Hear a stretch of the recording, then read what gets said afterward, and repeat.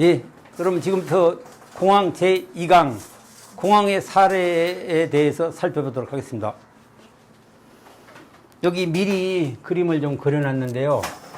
이제 사실은 이제 제가 이렇게 하면서 제격주의론을 먼저 하고서 했으면 이제 좀 더 이해가 빨랐을 것 같다는 생각이 들거든요. 제격주의론에 보면 금융에 대해서 자세히 나오거든요. 그런데 이제 이제 우리가 지금 우리 책에는 1997년 한국 사례도 있고 2008년 세계대공황하고 2020년 세계대공황 했는데 그 97년 사례는 책을 읽어보시면은 아까 전에 기본기로 배운 거를 이해가 되실 겁니다. 그래서 이번에는 2008년 공황하고 2020년 공황이 어떻게 됐는가 이 역사적으로 한번 좀 살펴보아야 되면 이해가 잘 될 것 같습니다. 그리고 왜 그러냐면은 이제 자유방임 자본주의에서 이제 그래서 뭐 독점에 의한 제국주의가 발생하고 1, 2차 세계대전이 일어나거든요. 그래서 자유방임주의가 극한까지 가고 1929년 공황이 와서 38년까지 공황이 가는 겁니다. 그러면서 이제 그 정부가 개입하는 혼합경제로 이제 돌입하게 되는 거거든요. 여기서부터. 그래서 이제 뭐냐면은 자유방임 자본주의가 어떤 인류에 폐해를 끼치냐면 1, 2차 세계대전을 통해서 엄청난 수천 명에 대한 인명이 손실을 가져왔고 물적, 인명적 손실을 가져왔고 그렇게 하면서도 결국은 자기들이 이룩한 게 공황에 의해서 1929년 공황은 사진 보면 다 아시죠? 아까 전에 이제 설명도 드렸지만 엄청난 고통을 준 거거든요. 그래서 면목이 없는 거거든요. 그런데 이 사람들이 이제 그 당시에 역사적으로 이제 중요한 게 뭐냐면은 그 1917년도 러시아에서 무슨 일이 일어나죠? 1917년도. 예? 제임스 선생님, 1917년 러시아에서 무슨 일이 일어납니까? 예. 러시아에 혁명이 일어나서 그 약소 민족의 해방이라든가 노동자 민중의 해방에 앞장서겠다 이런 해서 전 세계 약소국들이 우리도 러시아를 본받아가지고 혁명을 이렇게 해서 노동자 민중이 해방되는 세상을 맞이해야 되겠다 이렇게 막 물밀듯이 밀려가다 보니까 어떻게 되냐면 동유럽 소비에트 연방공화국도 엄청난 규모로 확장이 됐지만 동유럽의 많은 나라가 공산화가 됩니다. 그렇죠? 공산화가 되고 남미에서도 막 이렇게 공산화가 되고 아시아에서도 여러 나라가 아시아에서도 앞서간 나라들은 공산화가 많이 됐습니다. 이러다 보니까 이거 큰일 나게 됐다. 이제 체제 경쟁을 하는 거죠.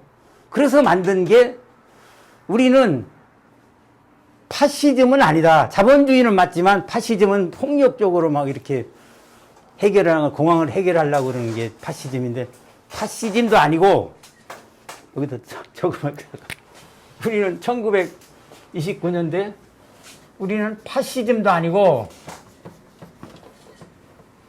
사회주의는 더더군다나 아니다. 그래서 국가가 개입하는 혼합경제를 만들기 위해서 복지국가 이 말로는 복지국가라고 그러는데 요거에 대해서 또 설명을 드리겠습니다. 복지국가를 만들겠다. 이게 무슨 얘기냐면 결국은 지금 따지고 보면은 자본가들이 사회주의가 그 전 세계적으로 그 선풍적인 인기를 끌자 전략적으로 양보를 합니다. 계량적 양보를 하는 거예요.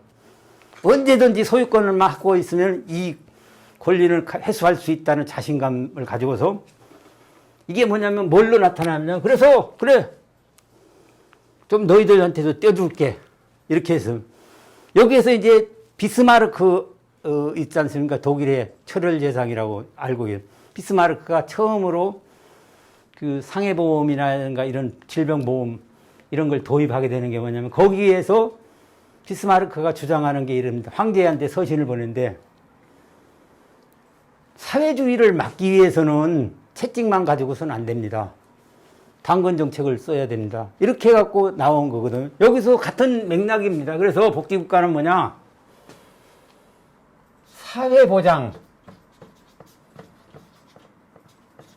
사회보장을 강화하고 그 다음에 노동조합을 강화한다. 이 노동조합을 강화하는 건 뭐냐면 노동자들이 통제를 하는 거예요. 노동자 민중들이 그 사회를 통제를 하는 거예요. 통제 감시를 하고 그러기 위해서는 뭐가 돼야 되냐면 공공부분이 강화가 돼야 되는 되고 노동자 통제를 하기 위해서는 각종 규제가 많이 생깁니다. 자본가들이 마음대로 하는 걸 막을 위해서 규제를 하는 건데 제가 말씀드렸지만 1, 2차 세계대전 공황으로 면목을 잃은 자본가들이 사회주의로 넘어가는 걸 막기 위해서 했다는 거죠. 거기에 보면 이게 어떻게 증명이 되면 마샬 플랜이라고 있거든. 마샬 플랜이 뭐냐면은 2차 대전으로 서구가 싹 망했어요. 그러니까 미국의 마샬 재무장관이 그 사회주의의 발흥을 막기 위해서 서구에다가 경제적 지원을 해서 이렇게 한다면 그 사회주의를 막는 거는 물론 사회주의로 넘어간 나라도 탈환하겠다. 이런 계획하에 마샬 플랜을 했다는 것을 이게 이렇게 해서 그 복지국가가 탄생했다는 게 증명이 됩니다. 이렇게 됐는데 그래서 여기서부터 73년까지는 잘 돼 왔는데 이제 그 자본의 이윤율이 안 나고 스태그플레이션이 발생하면서 자본가들이 공격이 들어온다. 그게 뭐냐면 신자유주의예요. 쉽게 신자유주의. 신자유주의는 뭐냐면 이걸 반대로 하는 겁니다. 사회보장을 없애, 노동조합을 없애, 공공부문을 사유화해, 공공부문 사회, 각종 구제를 철폐해, 맘대로 할 수 있게 해. 이렇게 되는 겁니다. 그렇게 됐거든요. 그렇게 되니까 어떻게 되냐면은, 이제 1980년, 90년이 되면서 이 신자유주의가 만연하면서 이제 미국이라든가 영국 선진국가에서 뭐를 하냐면은 예전에는 기업을 만들어갖고 이윤을 확보하려고 그러는데 기업을 통한 이윤의 확보가 아니고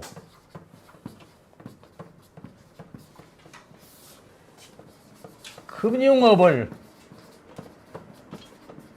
통한 이윤 확보로 나서게 되는 겁니다. 그러니까 대전환을 하게 되는 거예요. 그러다 보니까 뭐냐면은 금융이라는 게 봐봐요. 금융이 뭐예요? 대출해줘. 대출해서 이자를 받아. 채권을 사. 주식 투기를 해.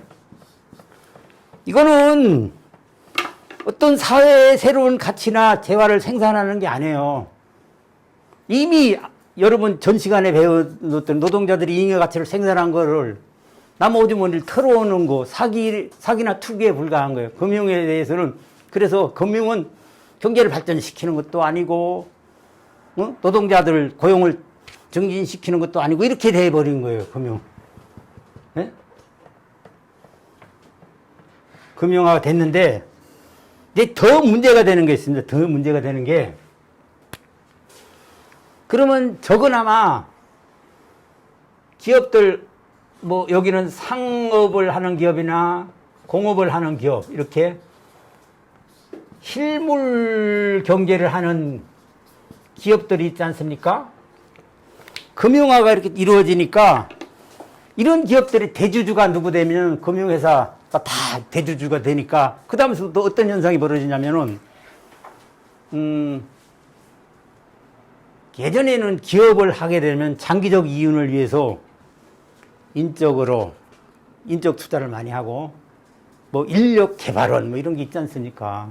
그 다음에 기술 개발원, 뭐 기술 투자 뭐 이렇게 하는데 그런 거 할 필요 없어요. 왜 그런 걸 해? 단기 배당 수익만 올리면 되는데. 그래서 아까 전에처럼 구조조정 진단을 하는 거예요. 3일 해계보면 여기 있는 놈들. 아주 난 이가 갈리는. 에센처, 딜로이트 뭐 이렇게 외국에서 멋있는 거 같잖아요. 그리고 뭐 아주 합리적으로 탁 하고 교수가 어떻게 이렇게 해가지고 결국은 뭐냐면 핵심 사업만 남기고 나머지 아웃소싱 분사하세요. 그러면 일단 대대적 구조조정이 되고 그 분사 안 되는 비정규직이 되고 노동자들이 힘들어지지 않습니까? 그렇게 되는 게 없어요, 별로. 그렇게 되는 거죠. 이게 무슨 금융화를 해가지고 노동자들 취업을 늘린다든가 경제적으로 생산을 많이 한다 이런 게 전혀 아니거든요. 그렇게 된다는 거죠. 그 다음에 이제 이렇게 되니까, 어떤 현상이 벌어지냐면 금융화가, 심화되니까, 그 다음에 소득 불평등이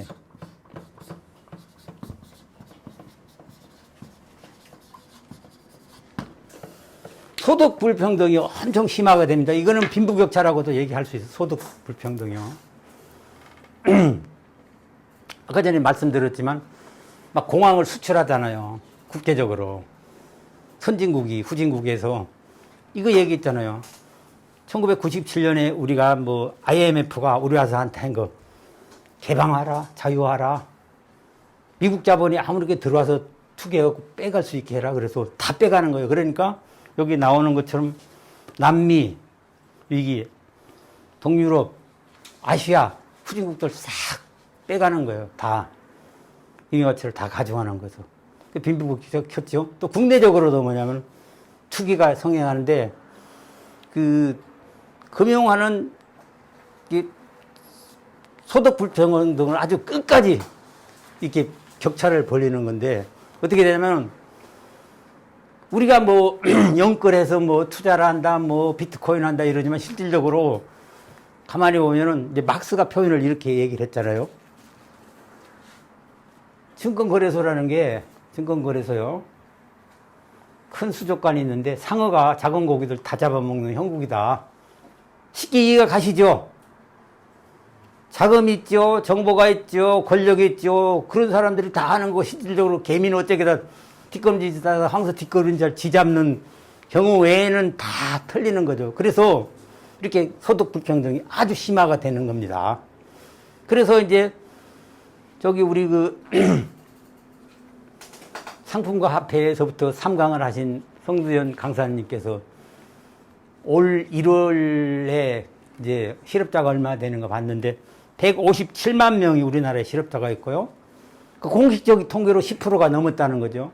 근데 또 그 반면에 뭐냐면은 작년에서 올해 1년 사이에 전 세계적으로 10억 달러 이상, 억만장자라고 그러더라고요. 억만장자가 660명이 더 나왔다는 거죠. 그러니까 없는 사람 거가 이렇게 이전되는 거, 소득이 다 호주머니 들어가고 간 거, 금융업이라는 게 그런 거 하는 거예요. 빈부격차 늘리고 그런. 이런 결과로, 신자유주의 결과로 어떻게 되냐면은, 신자유주의 결과. 노동자들이 실업 상태에 빠지고, 임금이 저하되고,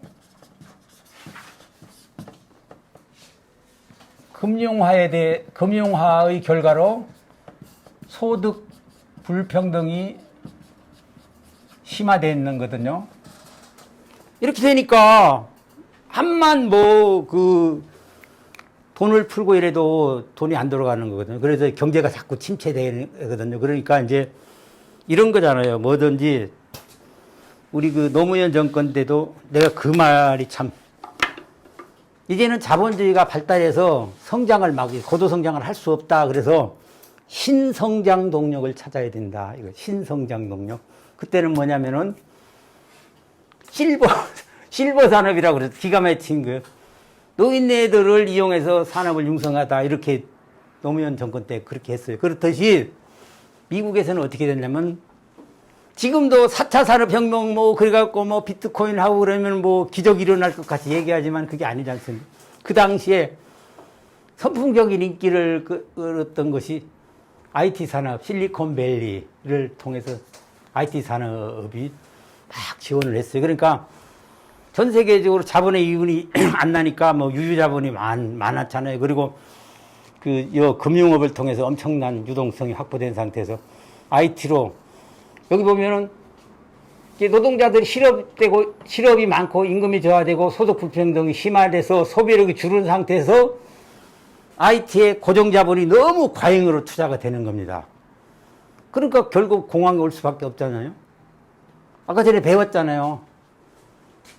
생산과 소비의 모순. 생산은 무한대로 늘리는데 노동자들의 소비력은 축소되고 그래서 공황이 왔다. 그 얘기가 이 얘기거든요. 이렇게 공황이 오자, IT 공황이 오자 미국에 있는 핵심적인 인물들이 무엇을 또 얘기하느냐. 이렇게 되는 거죠. 공황을 막기 위해서 소비 지출을 증가시키는 방법을 고안해내는 겁니다. 소비 지출 증가 방법.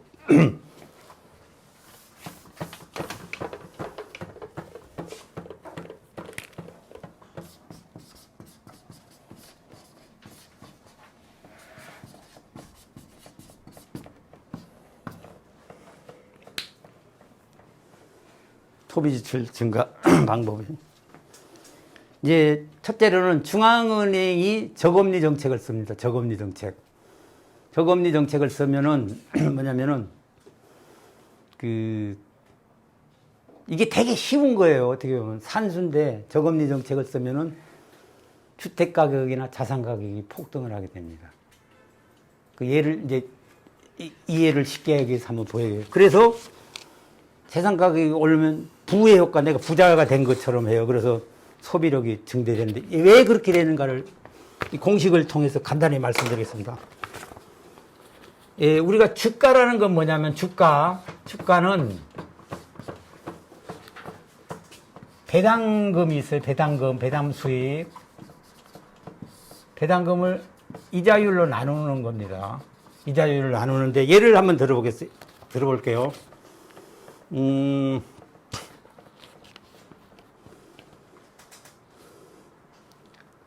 배당 수익이 10만 원이에요. 10만 원인데 이자율이 5%예요. 그러면 10을 5로 나누면 2만 원이죠. 주가가 2만 원이에요. 2만 원. 근데 이제 금리를 계속 낮추는 겁니다. 그 금리가 1%가 됐어. 배당 수익이 10만 원이에요. 그럼 여기 얼마죠? 1%니까 10만 원이 되지 않습니까? 10만 원. 누나 까딱 안 하고서 이렇게 엄청 부자가 된 느낌을 받거든. 이게 사기잖아요? 사기 아닌가요? 뭐 국제기구, 뭐 세계적 지도자들이 하면 사기가 아닌 거고 일반인들이 하면 사기 아닌가요?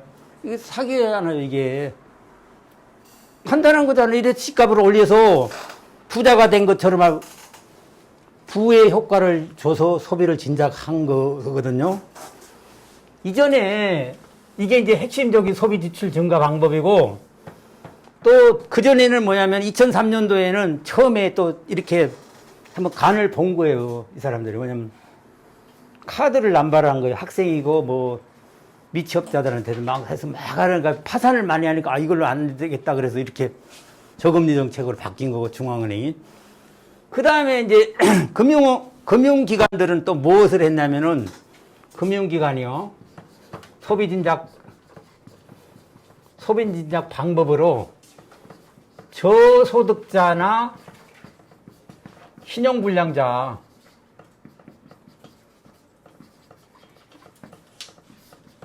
자들에게 다 들어보셨잖아요. 2008년 공황이 결정타를 방아쇠 역할을 한 건 서브프라임 모기지론이라고. 서브가 뭐예요? 신용이 낮은 사람들, 불량한 사람들한테도 막 대출을 많이 해준 거. 집 사라. 이렇게 한 거고, 거기다가 또 파생금융상품이라고 있어요. 파생금융상품. 이것도 사기거든요. 뭐냐면 모기지 정권을 막 이렇게 섞어요. 그래갖고 유동화 정권, MBS를 유동화 정권이라고 해요. 그걸 막 돌려.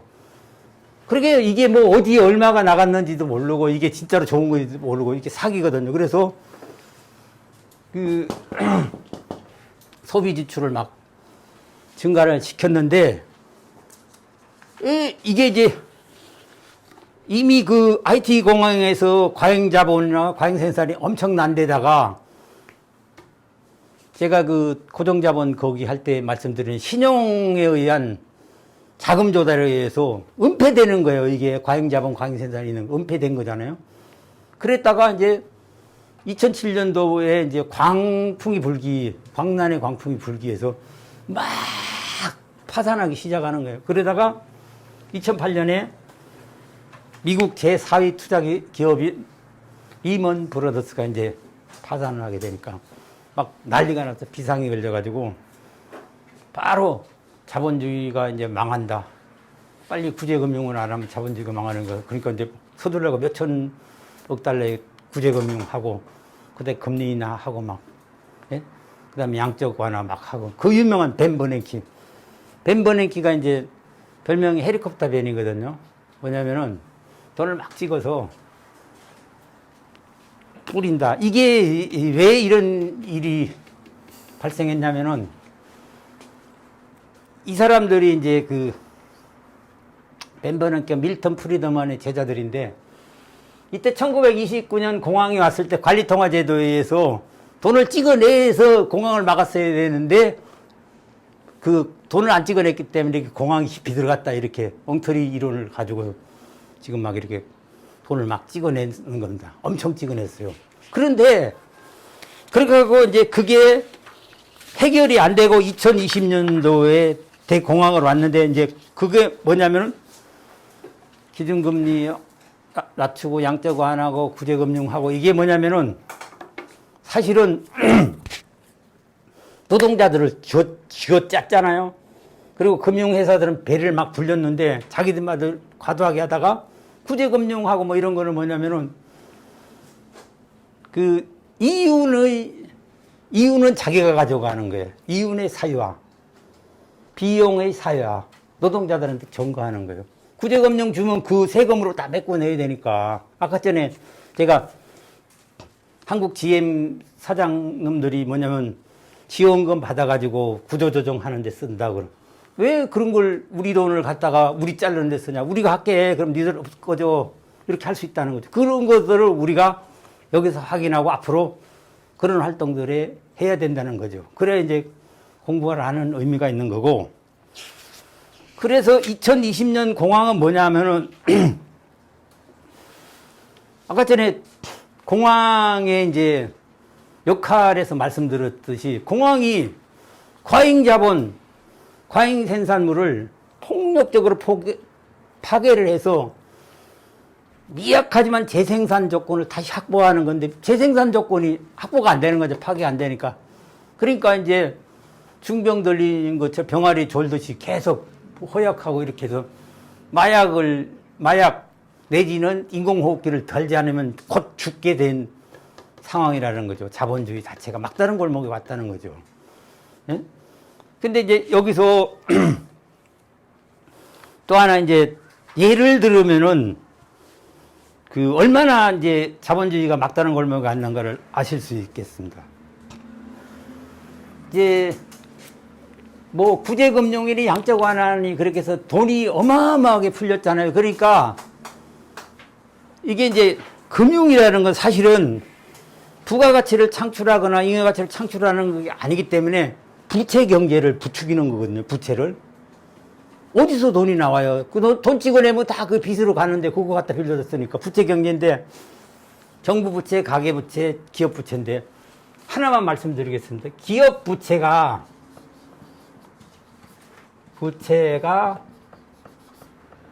어마어마한데 이 사람들이 무슨 짓들을 하고 있느냐면은 돈 0%대 돈을 빌려다가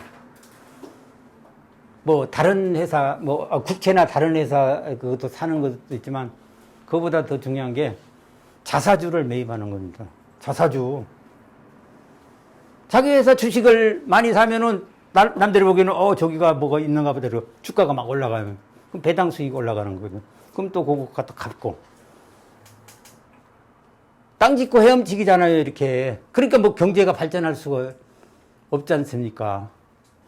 그래서 이제 결국은 이제 어떻게 됐냐면은 주식과 금융하고 실물 경제가 극단적 괴리를 이루는 거예요. 왜 그러냐면은 지금 실업률이 엄청 높고 경제가 뭐 침체되고 있는데도 주가, 뭐 비트코인 이런 거는 지금 3천 몇 포인트 막 난리가 나지 않습니까? 괴리가 했는데 이게 노동자들한테 무슨 경제성장이나 노동자들을 취업하는데 아무 도움이 안 된다는 거죠. 이러한 현상이 벌어지고 하나는 또 소득 불평등이 엄청 심화됐다는 거죠. 금융화를 해서. 그래서 이러한 상태에서는 아까 전에 배웠지만 사회가 생산과 그 생산 성과를 공동으로 점유하고 분배해서 재생산이 원활하게 될 수 있게 하지 않고서는 벗어날 수 없는데 지금 이 상태로서는 공황을 벗어날 수가 없는 거죠. 그래서 역사적 한계에 다다랐다, 이제 자본주의가. 더 이상 어떻게 할 방법이 없다. 왜 그러냐면은 지금 이제 교재에 나오지만 기존에 있던 공황모의 그 특징들이 전혀 나타나지 않고 2008년도 공황 때는 그나마 중국이 세계에 성장하는 역할을 했거든요. 받아주는 역할을 했어, 공황이 와도. 근데 중국, 인도 뭐 이제 다 공황 상태에 빠져서 자본주의는 이제 헤어날 길이 없다. 이런 얘기거든요. 그러면은 이제 공황의 결론은 뭐냐면 이거거든요. 결론은 이 사회화된 생산이 이게 자본가들이 잘나서 한 게 아니고 사실은 노동자들이 노동을 해서 과학도 발전시키고 생산력도 발전시켰는데 자본가들이 소수의 자본가들이 찾아갔거든요. 그래서 그걸 되찾는 투쟁을 해야 된다. 그래서 사회 구성원들이 전체가 이제 계획하고 계획적으로 생산하고 관리하고 성과도 같이 나누는 그러한 사회를 만들어야 된다는 거죠. 그럴 때만이 공황이 없고 노동자 민중들이 공황에 의해서 고통을 받지 않는 세상을 만들 수 있을 것이다. 이렇게 생각합니다. 이상으로 강의를 모두 마치도록 하겠습니다. 뒤에 토론거리가 있는데요. 간단하게 토론을 한번 해봤으면 좋겠습니다. 먼저 자본주의 사회에서 공황이 발생하는 근본 원인이 무엇인지 압축해서 설명해 보자. 어떤 분이 그 압축해서 해볼 수 있으면 좋겠습니다. 이게 제가 이해가 얼마나 된 건지 모르겠지만 예, 제가 이해한 대로는 자본주의 근원적 모순 그 중에서도 생산과 소비에 관련된 그 근원적 모순이 공황의 가장 근본적인 이유라고 볼 수 있는 것 같습니다. 그러니까 자본주의는 점점 더 많은 이윤을 위해 노동자들의 재생산 요건을 좀 줄이고 임금을 줄이고 이런 식으로 나간 코스트를 줄이는 방향으로 가고 있는데 그와 반대로 생산은 점점 더 무한하게 늘어나니까 생산된 물건들이 좀 늘어나는 그런 속도에 비해 그 생산된 물건들 자체는 늘어나는데 이제 또 그걸 소비해줄 일반 대중들의 수는 점점 더 줄어가는데 그 과정에서 오는 모순이 공황을 촉발하는 걸로 이해했습니다. 예, 예, 말씀 잘하셨습니다. 거기인데 이제 잘하셨는데 이제 근본 원인은 뭐냐면 사적 소유를 철폐하지 않고서는 공황이 해결될 수 없다는 거예요. 사적 소유에 의해서 생산과 소비의 모순도 발생하는 거거든요. 그렇게 해주면 될 것 같고요. 근데 아까 전에 말씀드렸듯이 이제 현재의 세계 경제 위기가 단순한 금융 위기가 아닌 이유를 설명해 보자 이렇게 얘기했거든요. 이제 과잉 생산 공황이라는 거죠. 이제 왜 그러냐면은 이제 생산을 무한대로 확대해서 과잉 생산이 됐는데 그게 해소되지 않은 상태에서 돈만 푼다고 그래서 해결되지 않는다는 얘기고요. 그 다음에 2020년 세계대공황 이전의 공황들과 어떻게 다른지 설명해 보자. 이 부분에 대해서 그러면은 이 부분은 그 책의 그 교재의 그 2020년 공황의 특징에 대해서 좀 자세히 써놨거든요. 그 사실은 그 여기 보시면은 공황이라는 것은 이게 일시적으로 폭력적으로 파괴되고서 순환이 국면이 다시 회복되고 화랑되고 공황하고 이렇게 되는데, 그럼 회복 국면이 없이 그냥 계속 침체기로 들어가다가 있다가 다시 공황 상태로 빠졌다. 이제 중병이 걸린 거다. 심각한 상태다. 이거고, 이것은 자본주의의 내재적인 모순에 의한 거지, 외생 변수인 뭐 그거 코로나 때문만이 아니다. 코로나 이전에 이미 자본주의는 공황 상태에 빠져 있었던 거다. 그리고 이제 그 공황을 좀 더 공부하시다 보면은 뭐 여러 가지 외생 변수, 뭐 그 케인즈 이런 사람도 심리적 변수를 많이 얘기하는데 그게 아니고,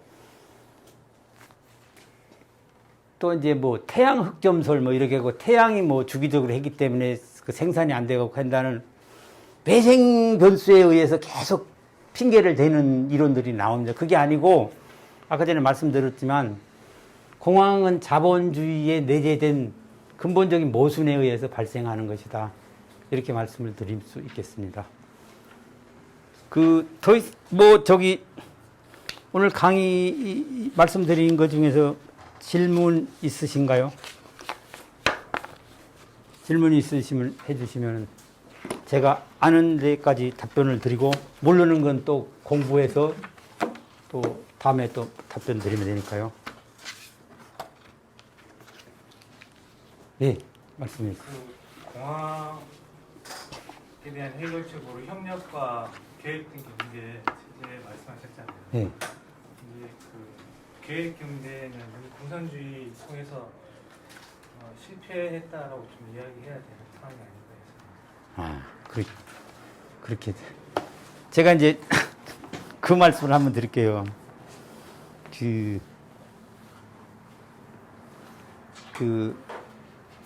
나중에 이제 좀 더 하고요. 제가 이제 아는 데까지만 말씀드릴게요. 이제 관료들이 하는 게 아니고 사실은 노동자 통제, 노동자 민주주의가 확대돼야 되는 거거든요. 사회주의 세상은 경제력이라든가 뭐 이런 게 국유화됐다고 그래서 사회주의가 되는 게 아니고, 노동자들이 참여하고 관리하고 분배도 같이 하고, 노동자들이 다 처음부터 계획 세고 이게 안 돼갖고 이제 실패 본 거고요. 이제 지금은 뭐냐면 이런 수단이 또 이제 계산을 어떻게 하느냐, 뭐 관리를 어떻게 하냐, 그런데 ERP라고, 제가 이제 ERP 반대 투쟁에 선봉에 섰던 사람이에요. ERP가 우리는 뭐냐면 ERP 도입되면 이가 갈리고 알이 배고 피가 난다. 근데 쟤들은 자본가들은 ERP가 되면 전사적 자원 관리 시스템이라 그래서 뭐 재고량, 수입량, 판매량, 회계 뭐 이런 게 싹 나타난다. 그런데 그게 엄청 좋은 거든. 우리가 만약에 사회주의 사회가 되면은 그런 거 이제 컴퓨터에서 서브 개념 있잖아요. 연결해서 그냥 딱 누르면은, 지금 그 ERP가 어떤 거냐면은, 저희 같은 공단에서는 뭐냐면은 복지부 5급 사무관이 딱 누르면은, 야, 서울본부 무슨 지사 누구 지금 실적이 어떻게 돼? 딱딱 나타나거든요. 자동으로. 그래서 성과가 나쁘네 그럼 빨간불, 노란불, 파란불 딱 나타나고. 이게 만약에 그런 거예요. 이렇게 생산력이 높고 기술이 개발된 게 몇 명의 자본가들의 이윤을 위한 게 아니고 이 사회의 욕구와 필요를 위해서 활용이 된다면은, 지금까지 그게 중요한 거. 자본주의가 무조건 나쁜 거 아니에요. 자본주의가 발전시켜 놓은 거를 사회주의가 되면 그거를 활용, 그 바탕 위에서 좀 더 노동자들이 자유롭고 시간을, 여유를 가질 수 있는 조건들을 형성하는 거라고 보시면 되거든요. 그렇기 때문에 충분히 가능하고, 그 말씀은 나중에 좀 더 기회가 있으면 깊이 했으면 좋겠습니다. 예, 말씀하시죠. 그러면 그 자본주의라는 게 경쟁이라는 체제를 통해서 계속 발전을 한다고 하시는데, 만약 사회주의나 공산주의 같은 체제가 돼서 계획된 어떤 경제 체제로 들어가게 되면 경쟁이 없어지게 되면 사실 발전이라는 게 일어나기가 힘든 상태가 되는 게 아닌가 해서. 아, 경쟁이 없으면 네. 그럴 것 같죠. 네. 근데 이제 사실은 그 예전에 이제 그 러시아 혁명이 일어나고 러시아 혁명이 변질되기 전에 소련 사회 이런 게 있잖아요. 러시아 같은 경우는 그 방법이 있어요. 여러 가지 그 보면은 러시아 혁명 100주년 기념 그 책에서 이제 외국 사람들이 가서 그 구체적으로 이렇게 봤는데 그 이런 게 있는 거거든요. 지금은 경쟁으로서 돈이 안 되면 안 하잖아요. 아무리 그 유용한 일도. 근데 거기 그런 사회가 되면은 어떻게 되냐면은 내가 내 자식한테 부끄러우면 안 되고 그 공동체에서 내가 나쁜 게으른 사람으로 찍힌다든가 이러면 안 되기 때문에 그 공원 같은 데다가 이렇게 해서 누구가 실적이 제일 나쁘다 이렇게 해서 그 해갖고 그런 걸 통해서라도 해서 그게 무슨 뭐 자본주의처럼 이렇게 임금을 깎고 그런 게 아니고 하는 방법이 있거든요. 아주 그 공동체를 위해서는 최소한도 이 정도는 해야 된다는 그런 기준이라든가 이런 걸 아주 스무스하게 훌륭하게 해결하는 방법이 많거든요. 그런 것도 이제 기회가 있으면 한번 같이 우리가 이제 뭐냐면은 우리나라가 반공교육 있잖아요. 공산주의는 나쁘고 이제 그 공산주의 북한에서 넘어왔을 때 뭐 곡식 나달 하나 세 갖고 나누고 뭐 이렇게 했다 뭐 그리고 아주 여기 이념적으로 이게 박혀서 그런데 사실은 그렇지 않다는 거예요. 충분히 우리가 설명할 수 있는 근거들이 많습니다. 국가 단위 정도까지의 공동체라면 가능할 것 같은데 지금은 세계화돼서 이렇게 다른 국가를 통제할 수 없는 상황인데 국가를 벗어난 상황에서 다른 국가들은 다 어떤 경쟁 체제에 있는데 우리만 그런 경쟁 체제를 하지 않게 되면 네, 그건 어르신 말씀이고요. 왜 그러냐면 이제 그래서 노동자 국제주의라는 게 중요한 거거든요. 일국 사회주의론이라는 거 실패했다는 게 노동자 자본가 아까 전에 마샬 플랜 있잖아요. 마샬 플랜이 그 사회주의가 이렇게 확산되잖아요. 동유럽이라든가 뭐 남미 그 아시아 여러 나라로도 확산되는 거 막기 위해서 하는 것처럼 그 노동자들도 사회주의 사회를 위해서는 노동자 국제연대를 해야 돼요. 국제연대. 한 나라만 가지고서 이렇게 일국 사회주의로 다 모든 회사는 그런 건 아니거든요. 그러니까 각자 하면서 그게 연합해서 세계 사회주의 그러니까 코민테론도 형성하고 그랬지 않습니까? 역사적으로 봤을 때도. 그러니까 코민테론 이런 게 엄청난 역할을 했거든요. 저희들도 이제 그렇게 대응하고 발전해 나갈 것 같습니다. 오늘 경제 공황에 대해서 그러면은 더 이상 그 질문이 없는 걸로 알고 이상 강의를 마치도 되겠습니까? 예, 수고하셨습니다. 수고하셨습니다.